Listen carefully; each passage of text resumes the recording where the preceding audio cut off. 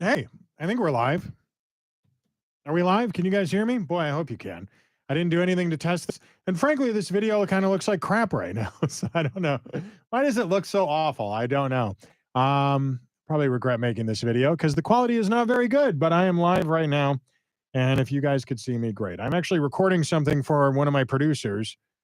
And so, anyway, you know what I want to talk about right now? Let's talk a little bit about Syria, if you guys don't mind. Let me see. Check 1, 2. Are we on? Boy, I hope we are. Okay, so rebels toppled the Syrian president Bashar Assad's regime over the weekend. Perhaps you have heard it's a pretty big news story. This civil war in Syria has been happening for about 13 years, and now the former dictator has received asylum in Moscow. So kind of like Edward Snowden or Tara Reid, not the actress from Sharknado, but the woman who had sex with got raped by Joe Biden. The woman who got raped by Joe Biden, purportedly got raped by Joe Biden. Bashar Assad is now in Moscow. Russia, for the record, has supported the Bashar Assad regime for about 13 years as this civil war has been happening. But now, supposedly, it is all over. And who won the war? Well, very exciting for a lot of Americans to learn this because you probably didn't know who this was. But it's an Islamic militant group called Hayat Tahrir al-Sham. We'll just call them HTS, as I think it's a pretty good possibility I didn't pronounce that correctly. HTS, an Islamic extremist group, and a few other rebel factions they claim are responsible for the Assad ouster. Now, Abu Mohammed al-Jawani, I'm sure I said that right, also known as Ahmed al-Shara, is widely seen as the leader of the main rebel group HTS, which has gone through several rebrands after being affiliated with, yes, you guessed it, Al-Qaeda. Oh, so now Al-Qaeda controls Syria, and apparently this is a good thing. Apparently, our group supports this group, even though the group is Al-Qaeda, which you might think, aren't they responsible for 9/11? Never mind any of that. In fact, Joe Biden has already taken credit for the toppling of the Syrian government by suggesting our wars with some of their allies, like Russia and Hezbollah, has indirectly helped the rebels win in Syria, and that's a good thing, apparently. Now, to put this in different terms, after 23 years, our government now supports and praises a group of people who we previously blamed for the terror attacks on September 11th. I don't know why, but anyway, if that doesn't make any sense to you, here's a good analogy. I love analogies. Don't you like analogies? Imagine being a little kid and seeing two of your peers fighting each other on the playground. One's punching the other, and the other is punching back, as often that is how playground fights work, right? One kid is the school bully. Very bad. The other kid is the school snob, also bad, right? Just because one of them's bad doesn't necessarily mean the other one's good, or does it? Well, according to our media and our government, there's always a good guy and there's always a bad guy, even when both sides seem like they're kind of bad. And this is a lot like Ukraine. Just because Putin's bad, it doesn't necessarily mean the other side's a bunch of Boy Scouts, especially when the other side is a white ethno-state that turned a neo-Nazi group called the Azov Battalion into a paramilitary faction of their own government. Do you want your government to support literal Nazis?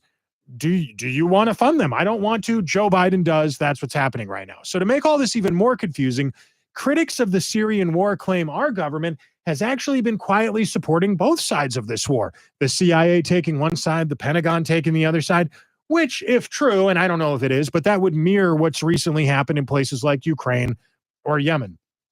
But I don't want to fund both sides of every major war, you might be saying to yourself right now.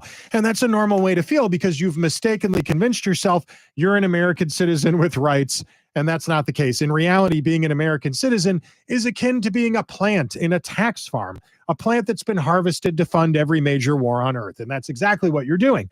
And since there's clearly a direct connection between countries like Syria and Russia and Iran and Lebanon and North Korea and a long list of Islamic extremist groups, it's safe to say we could stop wondering if World War III is about to start. We're there. World War III has been happening now for at least a couple of years, as far as I could tell. And as for this latest war in Syria, the end of the war in Syria, one can't help but wonder if the recent ousting of Bashar Assad by former members of Al-Qaeda has something to do with the recent U.S. election.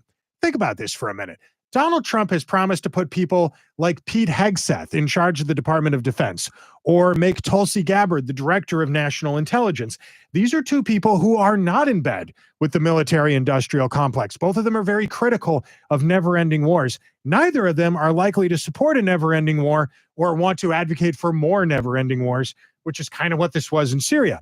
If the people at Joe Biden's CIA or the Pentagon were in fact funding terror groups in Syria, which appears to be the case, they all know full well the free meal ticket is about to end very soon as Trump is taking office now.